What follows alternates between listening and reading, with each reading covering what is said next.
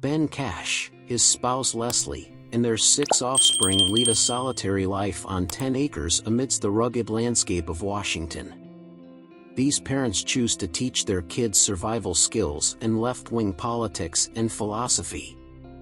They are former left-wing anarchist activists who have become disillusioned with capitalism and American culture. They teach kids to be independent of contemporary technology, physically fit, athletic, and capable of critical thought.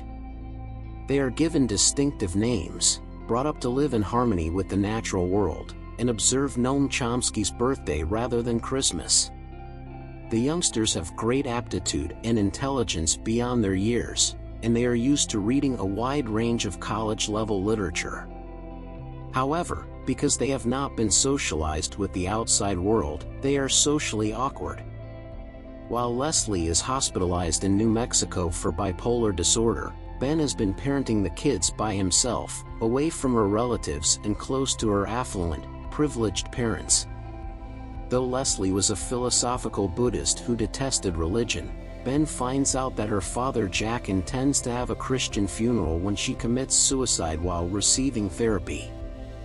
After Ben fails to convince Jack to respect Leslie's request to be cremated, Jack threatens to have Ben imprisoned if he goes to the funeral. After first deciding not to attend and forbidding his kids from going, Ben later changes his mind and takes his kids on a cross-country trip in a converted school bus. For a short while, the family stays at Ben's sister Harper's house. In an attempt to persuade Ben that the kids ought to go to school in order to get a traditional education, she and her husband pose a series of humiliating questions to Ben's kids and Harper's kids on a variety of subjects, showing that Ben's kids are more intelligent than Harper's kids. Later in their road trip, a few of Ben's kids begin to question him and his parenting abilities. His middle child and second oldest son, Relian, accuses him of not taking proper care of Leslie's mental health, and his oldest son, Bode Van, accuses him of not preparing them for adulthood by displaying acceptance letters from multiple prestigious Ivy League universities, which Leslie had assisted him in applying to.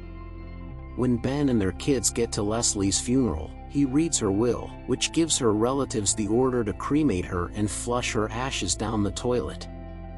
Jack responds by ejecting Ben from the church by force.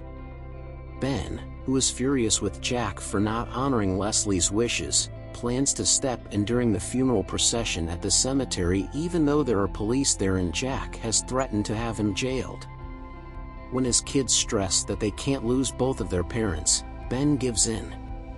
Relian flees to live with his grandparents, who demand full parental rights over all of the kids. Vesper, one of Ben's older twin daughters, nearly breaks her neck as she falls off the roof while trying to secretly exfiltrate Relian from their grandparents. Startled and feeling guilty, Ben lets Jack take his kids. Despite their strong attachment with their grandparents, the kids secretly make the decision to follow Ben and get back together. The kids want to convince Ben to assist them in carrying out Leslie's last wishes. After her body is exhumed, it is burned on a funeral pyre and her ashes are disposed of in an airport restroom. After that, Bode Van departs from the family to journey across Namibia, leaving the others to begin a more real-world existence on a farm. In the last scene, the school-age children are seated around the kitchen table with their father, having breakfast, while they wait for the school bus to come.